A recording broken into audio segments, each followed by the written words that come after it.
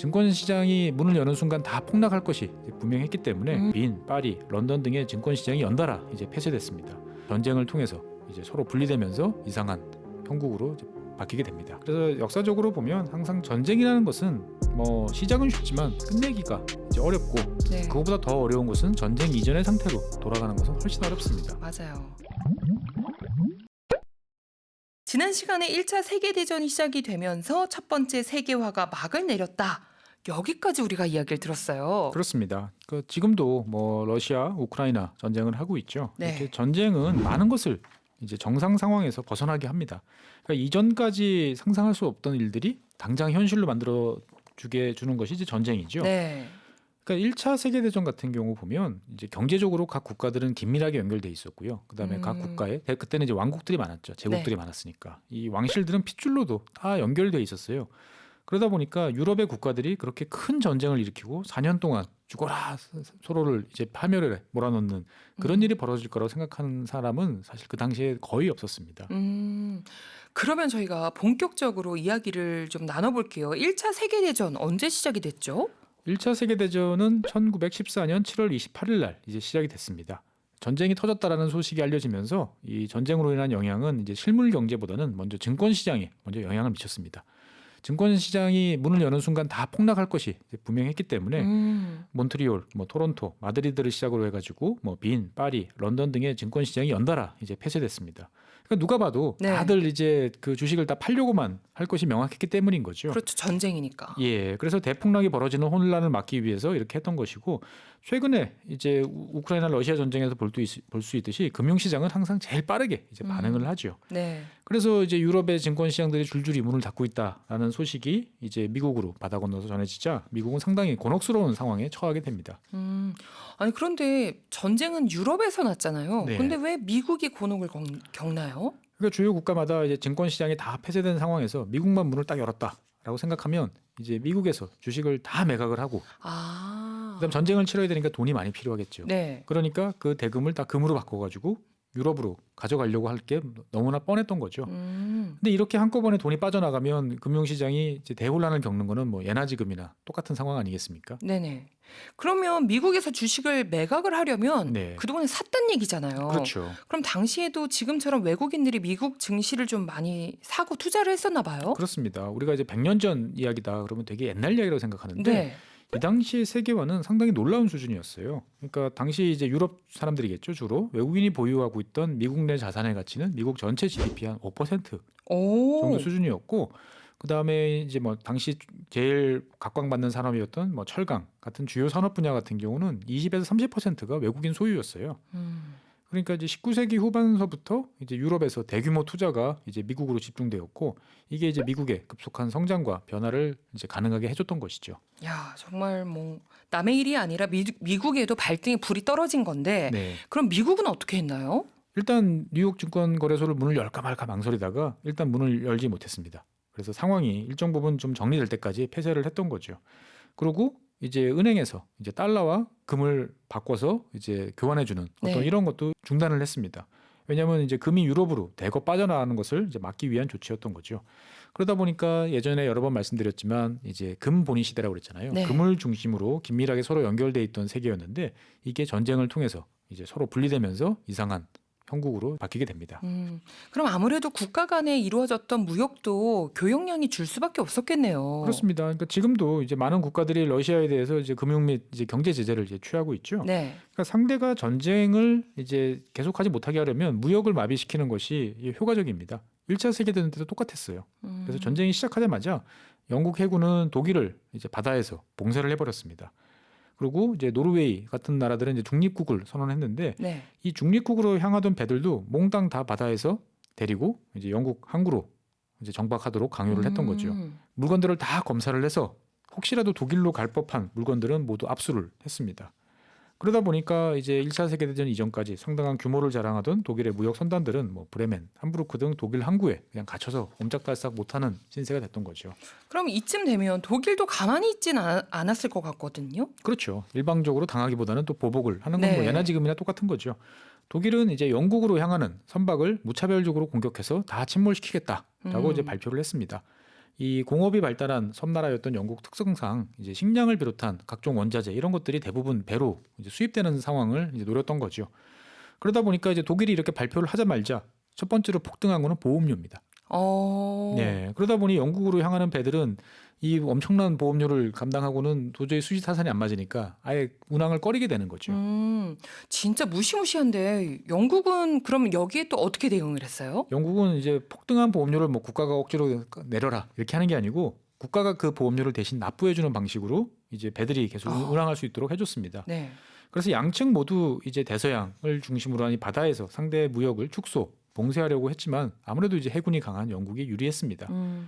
그래서 1913년과 17년을 비교해 보면 전 세계적으로 무역량이 한 75% 가까이 이제 감소를 하게 됐던 거죠. 그래서 영국은 이제 전쟁에서 이기기 위해서 자국의 해군 업체뿐만 아니고 같은 연합국이었던 프랑스, 이탈리아 등의 무역도 같이 통제를 했습니다. 그러니까 바다 위에선 다 내 말을 들어라라고 했던 거죠. 그래서 각 배들이 어디로 가서 무슨 짐을 싣고 어디로 가다라는 것들을 일일이 다 지시를 해줬습니다. 그러면서 이 와중에 이제 덕을 보는 나라들도 생겨나기는 했죠. 제 예상컨대 네. 꼭 이럴 때 네, 이쪽하고도 관계를 잘 맺어놓고 저쪽하고도 관계를 잘 맺어서 네. 양쪽으로 물건을 파는 나라가 있었을 것 같아요. 그렇습니다. 그러니까 1차 세계대전 당시에 이제 제일 이익을 보던 나라는 어디냐? 지금의 아르헨티나, 브라질 같은 남미 국가들이었습니다. 네. 왜냐하면 이제 전쟁을 해야 되니까 다들 농사지을 사람도 없고 그 소를 키울 사람도 없잖아요. 네. 그러다 보니까 이제 막대한 양의 곡물과 육류를 이제 수입해야 되니까 이거를 이제 유럽 대륙에 엄청난 양을 수출할 수 있는 나라는 이 나라들밖에 없었던 것이죠. 근데 문제는 남아메리카 대륙의 그 거대한 평원에 있는 이 밀과 소를 유럽으로 보내려면 배가 필요한데 배가 부족했어요. 왜냐면 이제 영국은 말할 것도 없고 미국도 이제 상선 대신 군함을 만드는데 총력을 기울이다 보니까 나를 배가 없었던 거죠. 그래서 세계 무역량은 1차 세계대전이 진행되는 동안 이제 3분의 1이 이제 감소하는 일이 벌어지게 됐고요. 뭐 결국 전쟁은 이제 1918년 이제 11월 영국 연합군의 승리로 끝을 내게 됩니다. 이렇게 드디어 길고 길었던 1차 세계대전이 끝났는데요. 이 전쟁이라는 게 참 무서운 게 네. 진행되는 동안도 비참하지만 전쟁이 끝난 후에 복구를 할 때 두 번째 비참함이 느껴지잖아요. 그렇죠. 아무래도 4년이나 이어진 전쟁이 끝난 후에 이제 복구를 또 해야 되는데 네. 진짜 난감했을 거다라는 생각이 들거든요. 그렇습니다. 요즘에 뉴스를 통해서 전해지는 이제 우크라이나 상황을 보다 네. 보면 당연히 전쟁을 치르다 보면 각종 도로, 철도, 특히나 네. 이제 교량들이 많이 파괴되죠. 왜냐하면 상대방의 진격을 막아야 되니까. 네. 그래서 그걸 보고 있으면 야 저거 다리 짓는데 4년씩 걸렸을 텐데 저걸 언제 다시 언제 짓냐. 다시 짓나? 저 돈은 또 누가 내야 되나? 네. 이런 생각들을 이제 하게 되는 거죠.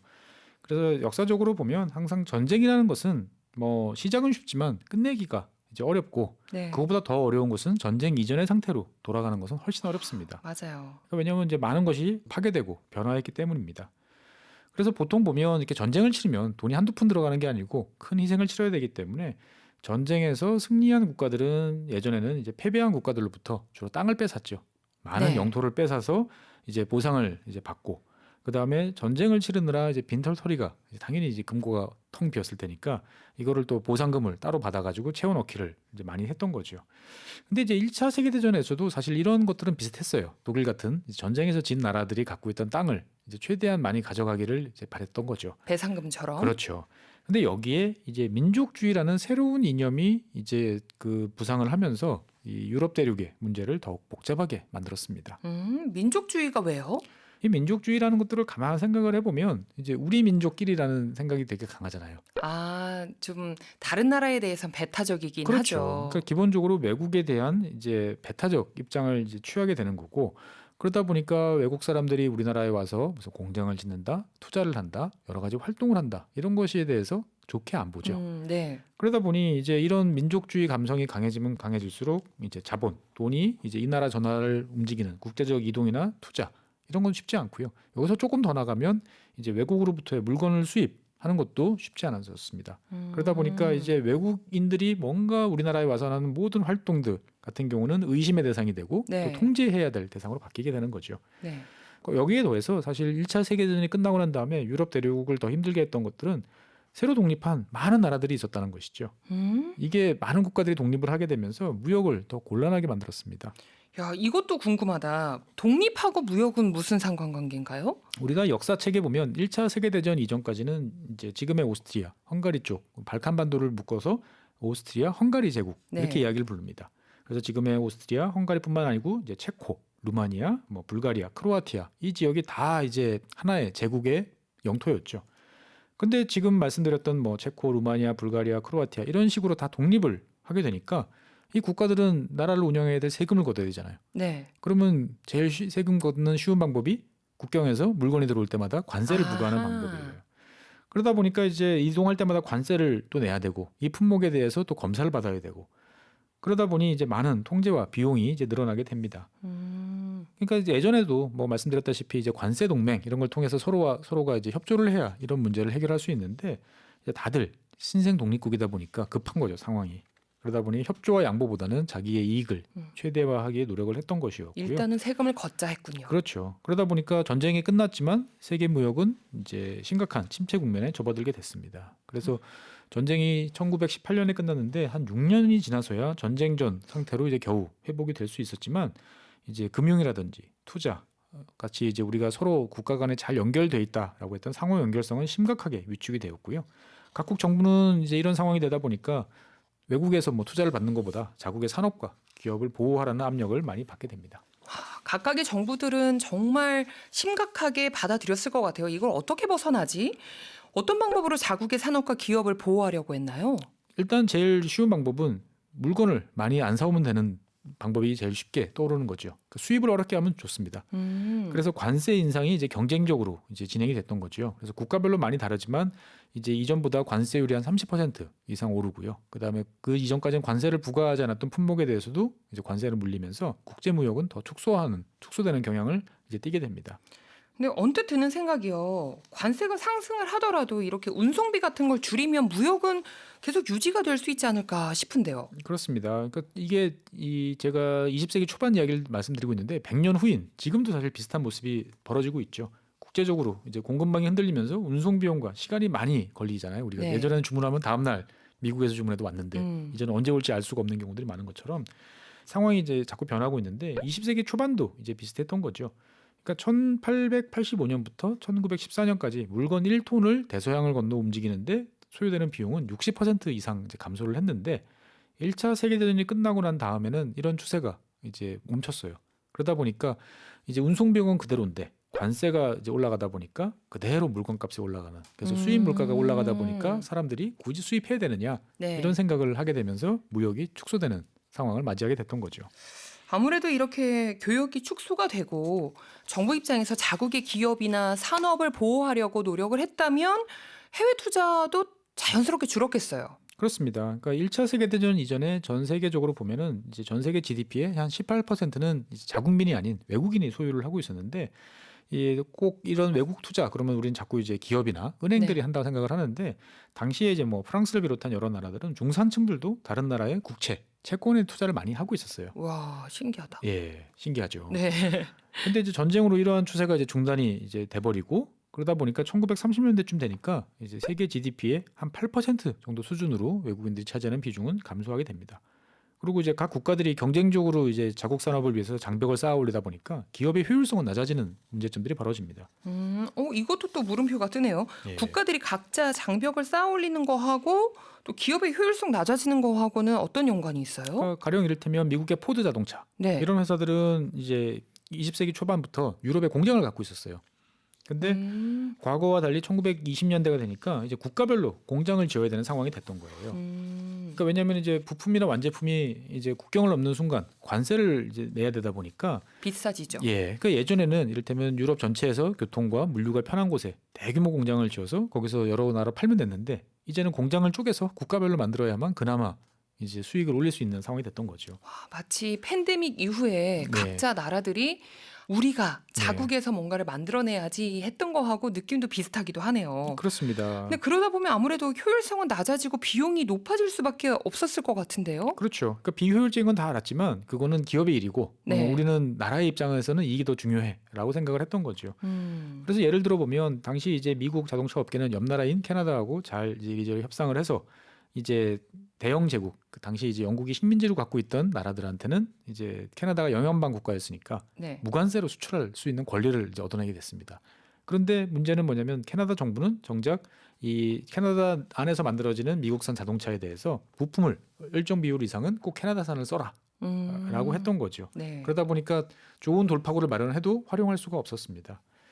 그래서 이런 상황이 이제 점점 반복이 되다 보니까 이제 금융기관이나 기업들은 해외 투자, 해외 공장 건설 너무 힘들다. 이익도 안 나오고 신경 쓸 것만 많아진다라고 생각을 하다 보니까 이런 활동을 점점 중단을 하고 네. 공장을 매각하고 투자를 취소하고 그 돈을 이제 본국으로 가져오는 것을 더 선호하게 됐던 거죠. 그러면서 이제 이런 일이 점점 심화되다 보니까 이제 물건, 그다음에 돈의 교류만 축소되는 게 아니고 사람의 이동도 이제 축소되는 일이 벌어지게 됩니다. 여기서 말하는 사람의 이동이라는 건 뭐예요? 뭐 이민을 말하는 건가요? 그렇습니다. 이민이죠. 어. 그러니까 우리는 이민 그러면은 이제 되게 우리나라만 많이 갔던 걸로 생각을 하시는데 네. 19세기 후반, 20세기 초반은 정말 유럽에서 이제 신대륙이라고 하죠. 아메리카 대륙 쪽으로 엄청나게 많은 사람들이 국경을 넘어갔어요. 그래서 미국 같은 경우는 1905년부터 1914년 한 10년 사이에 매년 100만 명 이상의 사람들이 이제 유럽 대륙부터 쏟아져 들어왔습니다. 그리고 이제 우리가 좀 나이 드신 분들 아시는 어릴 때 그 애니메이션 엄마 찾아 산말리 네. 그 배경이 아르헨티나잖아요. 네네네. 네. 이 아르헨티나 같은 경우도 1차 세계대전 이전에는 매년 이제 20만 명 이상이 이제 이민을 왔었는데 전쟁 이후에는 이제 이 절반 이하로 이제 줄어들게 됩니다. 그러니까 이렇게 이민이 줄어든 거는 여러 가지 원인이 있지만 이제 외국인, 외국 자본, 외국 물건에 대한 이제 거부감과 혐오감이 증가했던 게 이제 큰 원인이었고요. 네. 어찌 됐던 이런 과정을 거치면서 그래도 느리게나마 회복되던 경제는 1930년대 다시 큰 타격을 받습니다. 1930년대라 네. 하면 대공황 말씀하시는 거죠? 그렇죠. 제가 이 시간에 한 두 번쯤 이제 말씀을 네. 드렸죠. 그래서 미국에서 이제 시작된 대공황이 세계를 휩쓸면서 다시 한번 세계 경제는 축소됐다라고 이제 말씀을 드렸는데 네. 사실 이제 우리가 대공황 그러면은 미국 증권 시장에서의 대폭락 이렇게 말씀드리는데 그 전부터 이미 디플레이션 상황이 나타나면서 경기는 안 좋아지기 시작을 했던 거죠. 그래서 디플레이션은 뭐 여러 번 말씀드렸지만 경제 규모 축소, 투자 위축 이런 현상을 만들게 되는 거죠. 그래서 이 소비자들도 지갑을 안 열고 네. 그러면 공장은 수요가 줄어들어서 문을 닫게 되고 실업은 증가하는 이런 상황을 맞이하게 됐던 겁니다. 이렇게 경기가 나빠질 것이다라는 신호가 오게 되면 대체적으로 정부는 어떻게 해야 하나요? 요즘에는 이제 많은 분들이 다 아시죠. 일단 금리를 낮추고 네. 그다음에 재정을 풀어서 돈이 돌도록 해야 되는데 1930년대 정부들은 이걸 몰랐다는 점에서 문제가 있었던 거죠. 그러니까 경기가 좋지 않으니까 어떻게 돼요? 세금이 안 거치죠. 세금이 안 그렇죠. 거치는데 나라에 쓸 거는 많아. 그러면은 균형 재정을 해야 되니까 어떻게 해요? 정부 지출을 오히려 줄이는 거죠. 아, 그러면 오히려 경기가 더 악화되는 상황이 그렇죠. 벌어지는 거죠. 그리고 경기가 악화되니까 정치인들은 국내적으로 여러 가지 불만, 불안 이런 것들을 외국 탓을 이제 하게 되는 거죠. 그러다 보니까 세계 무역은 거의 붕괴되는 상황을 이제 맞이하게 됐고 결국 2차 세계대전이 다시 시작되면서 세계는 이제 파괴의 길을 걷게 됩니다. 하긴 이때 미국이 이걸 알았을 리가 없죠. 우리가 그때의 일을 반면교사 삼아서 그렇죠. 지금 이런 정책들이 나오고 있는 거니까요. 맞습니다. 1차 세계대전 이후에 혼란한 경제 상황이 또다시 전쟁이라는 비극으로 이어진 셈이 됩니다. 2차 세계대전 이야기가 이어질 텐데요. 벌써 시간이 또 이렇게 됐어요. 네. 2차 세계대전 이야기는 다음 주에 할까요? 그렇죠. 좋습니다.